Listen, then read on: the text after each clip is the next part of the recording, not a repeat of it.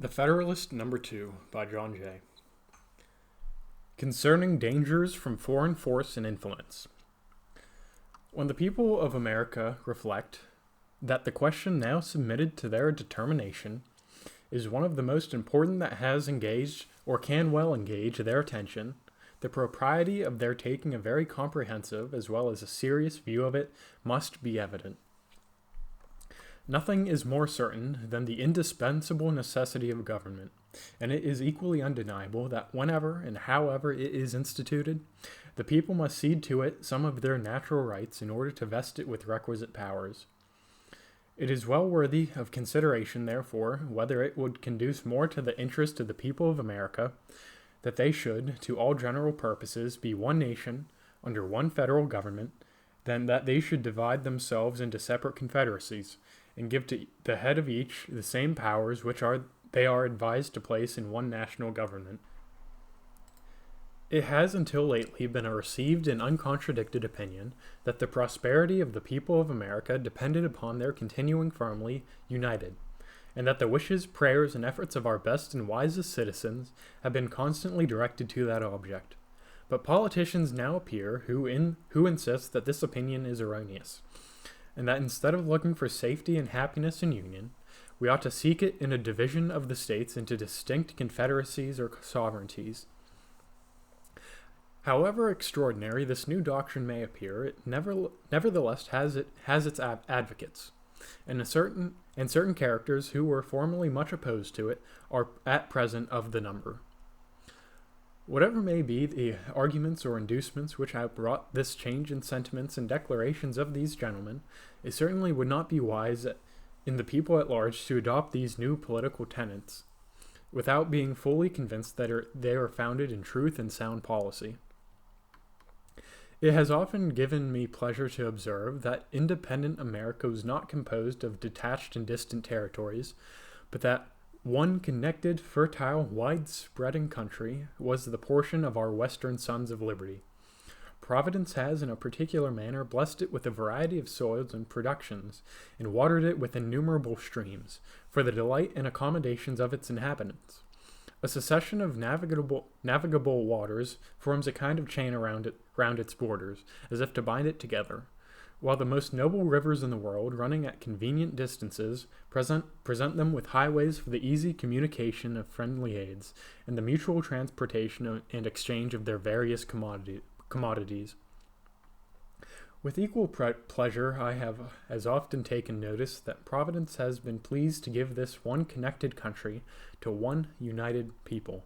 people descended from the same ancestors, speaking the same language, professing the same religion, attached to the same principles of government, very similar in their manners and customs, and who, by their joint counsels, arms, and efforts, fighting side by side throughout a long and bloody war, have nobly established their general liberty and independence.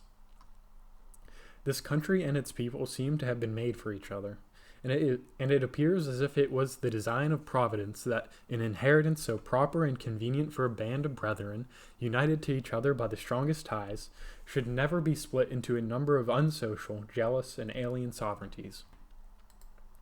Similar sentiments have hitherto prevailed among all orders and denominations of men among us. To all general purposes we have uniformly been one people, each individual citizen everywhere enjoying the same national rights, privileges, and protection.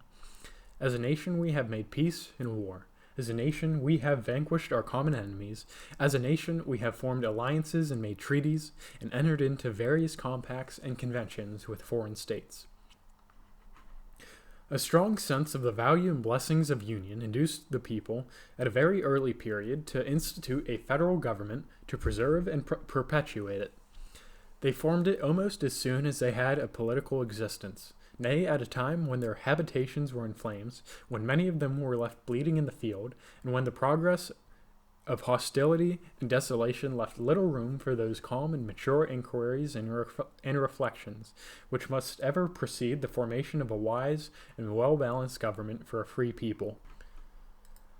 It is not to be wondered at that a government instituted in times so inauspicious should, on experiment, be found greatly deficient and inadequate to the purpose it was intended to answer.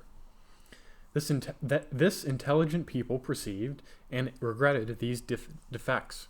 Still continuing no less attached to the Union than enamored of liberty, they observed the danger which immediately threatened the former, and more remotely the latter, and being persuaded that ample security for both could only be found in a national government more wisely framed, they, as with one voice, convened the late convention at Philadelphia to take that important subject under consideration. This convention, composed of men who professed the confidence of the people, and many of whom had become highly distinguished by their patriotism, virtue, and wisdom in times which tried the souls of men, undertook the arduous task. In the mild season of peace, with minds unoccupied by other subjects, they passed many months in cool,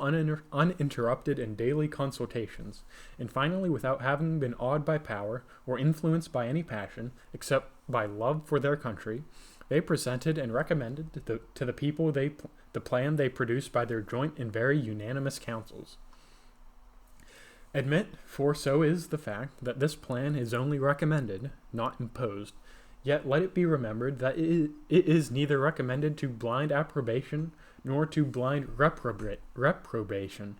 but to that sedate and candid consideration which the magnitude and importance of the subject demand, and which it certainly ought to receive. But, as has been already remarked, it is more to be wished than expected that it may be so considered and examined. Experience on a former occasion teaches us not to be too sanguine in such hopes. It is not yet forgotten that well-grounded apprehensions of imminent danger induced the people of America to form the memorable Congress of 1774.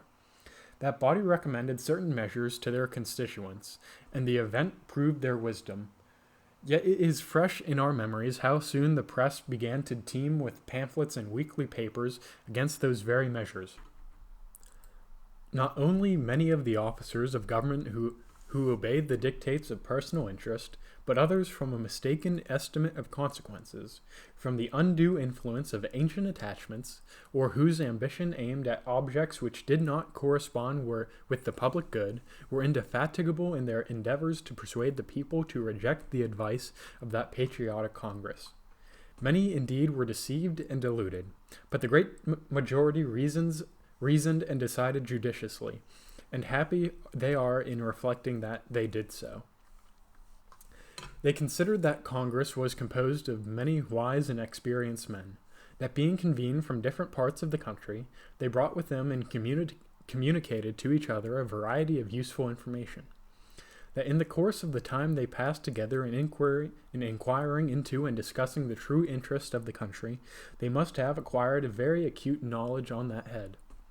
that they were individually interested in the public liberty and prosperity, and therefore that it was not less their inclination than their duty to recommend such measures only, as after the most mature deliberation they really thought prudent and advisable. These and similar considerations then induced the people to rely greatly on the judgment and integrity of that Congress, and they took their advice, notwithstanding the various arts and endeavors used to deter and dissuade them from it. But if the people at large had reason to confide in the men of that Congress, few of whom had then been fully tried or generally known, still greater the reason they now to respect the judgment and advice of the convention. For it is well known that some of the most distinguished members of that Congress, who have been since tried and justly approved for patriotism and abilities, and who have grown old in acquiring political information, were also members of this convention, and carried into it their accumulated knowledge and experiences. It is worthy of remark that not only the first, but every succeeding Congress, as well as the late convention, have invariably joined with the people in thinking that the prosperity of America depended upon its union. To preserve and perpetuate it was the great object of the people in forming that convention, and it is also the great object of the plan which the convention has advised them to adopt.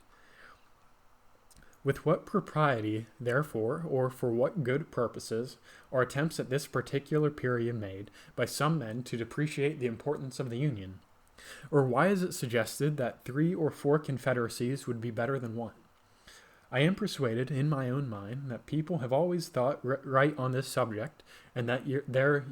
universal and uniform attachment to the cause of the Union rests on great and weighty reasons.